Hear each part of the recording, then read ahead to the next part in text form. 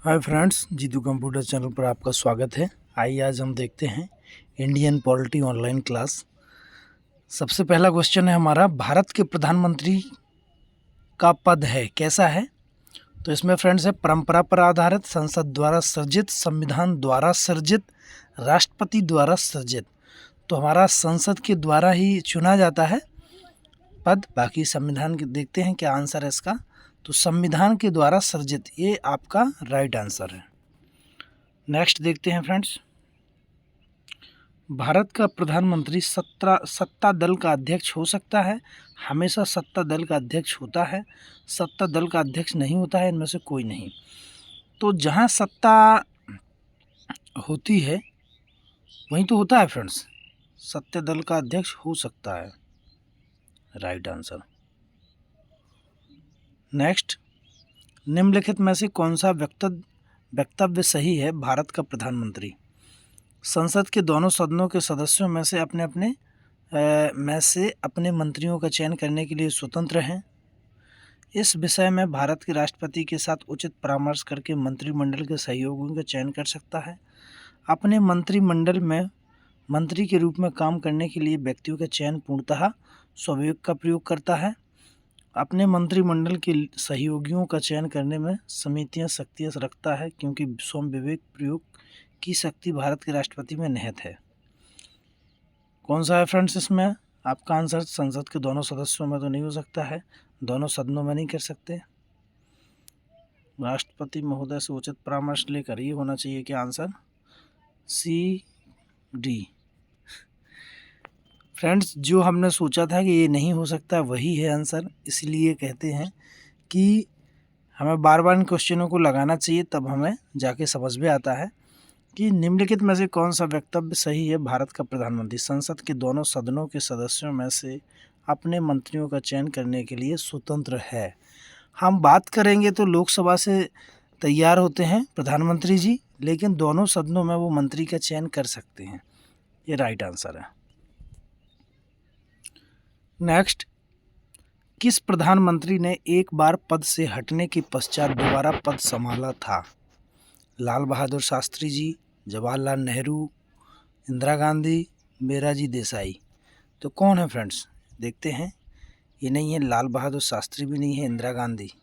तो इंदिरा गांधी है फ्रेंड्स जिन्होंने दोबारा पद संभाला था। नियुक्ति के समय निम्न में से कौन प्रधानमंत्री संसद के किसी भी सदन का सदस्य नहीं था। ये फ्रेंड्स थोड़ा सा क्वेश्चन है, अच्छा ये ज़रूर आएगा, मुझे लगता है पेपर में आना चाहिए इसको, कि वो किसी भी सदन में सदस्य नहीं थे, ना लोकसभा ना राज्यसभा। तो आंसर कौन है, बीपी सिंह, बीपी नरसिंह राव या मोरारजी देसाई। तो क्या है, नरसिंह राव हैं क्या, right answer. BP Narasimha Rao एक ऐसे प्रधानमंत्री थे जो न लोकसभा में न राज्यसभा में सदस्य थे, और वो पीएम बने थे। प्रधानमंत्री का शपथ ग्रहण करने के समय राज्यसभा का सदस्य था या थी कौन, इंदिरा गांधी। शायद ये राइट आंसर है फ्रेंड्स, बिल्कुल। नेक्स्ट, इस वीडियो में मात्र हम 20 क्वेश्चन ही कंप्लीट करेंगे फ्रेंड्स। यदि आप चैनल पर नए हो तो चैनल को सब्सक्राइब जरूर कीजिएगा, क्योंकि इंडियन पॉलिटी में कंप्लीट ही लिस्ट में कराऊंगा, और साथ में न्यू वैकेंसी भी इसमें चैनल के माध्यम से आप सभी तक पहुंचाता हूं। प्रधानमंत्री का पद ग्रहण करने के समय विधानसभा का सदस्य था, कौन था। ये BP Singh, S D Deora, Chaudhary Charan Singh, BP Singh.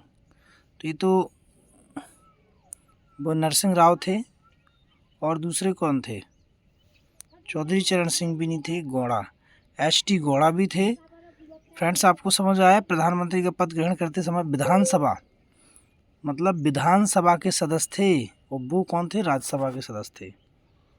देखते हैं आगे। लोकसभा का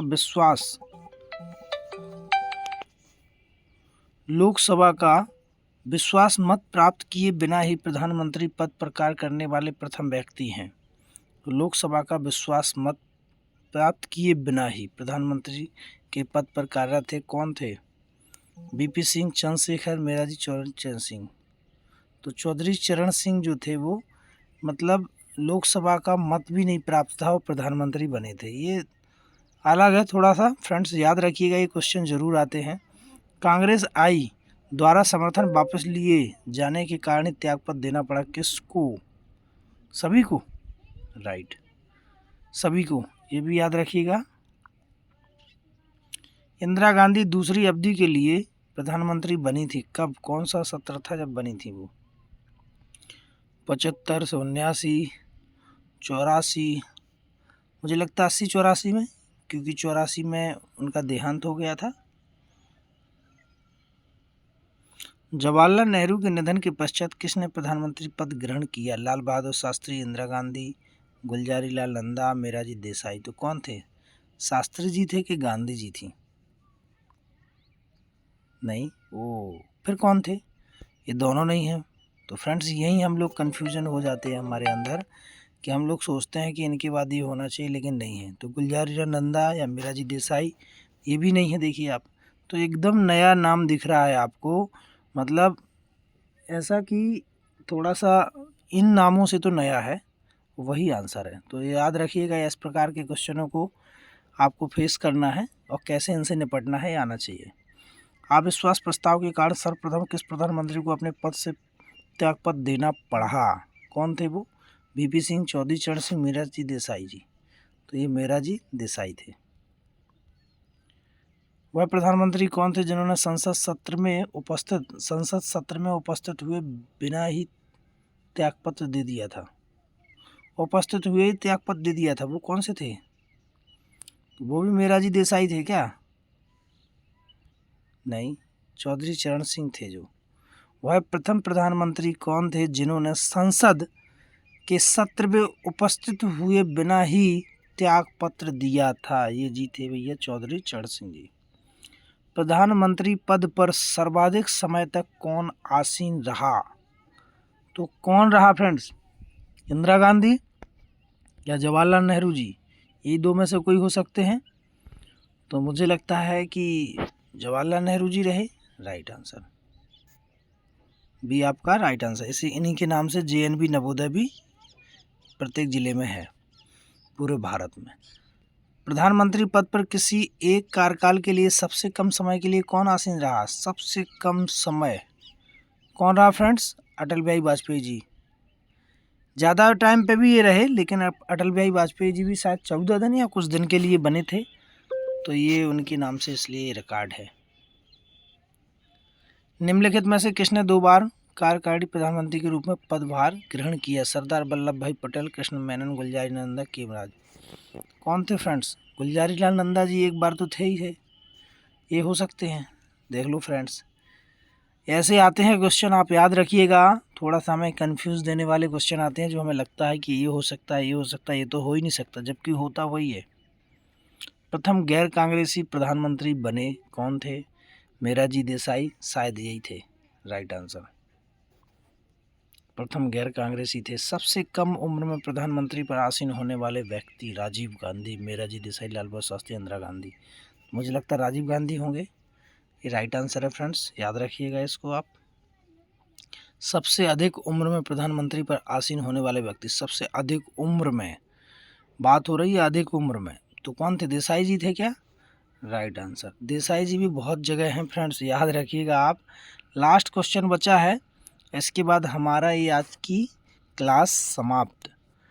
प्रधानमंत्री पद से पद त्याग करने वाले प्रथम व्यक्ति कौन थे फ्रेंड्स? तो चौधरी चरण सिंह थे, मोरारजी देसाई थे।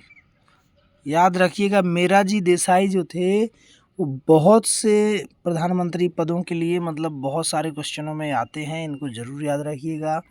और इस क्लास को आप रिपीट करके भी देख सकते हैं, तो इसको अच्छे से पढ़िएगा आप। नोट क्लास, मतलब क्लास में जो ये क्लासें चल रही हैं इसमें आप नोट भी कर सकते हैं, और इनको बार बार रिपीट करिएगा। ये मोस्ट इंपॉर्टेंट क्वेश्चन है फ्रेंड इंडियन पॉलिटी से। तो फ्रेंड्स वीडियो अच्छी लगी तो लाइक कीजिएगा, चैनल पर यदि नए हैं तो सब्सक्राइब जरूर कीजिएगा फ्रेंड्स। Thank you. जय हिंद, जय भारत।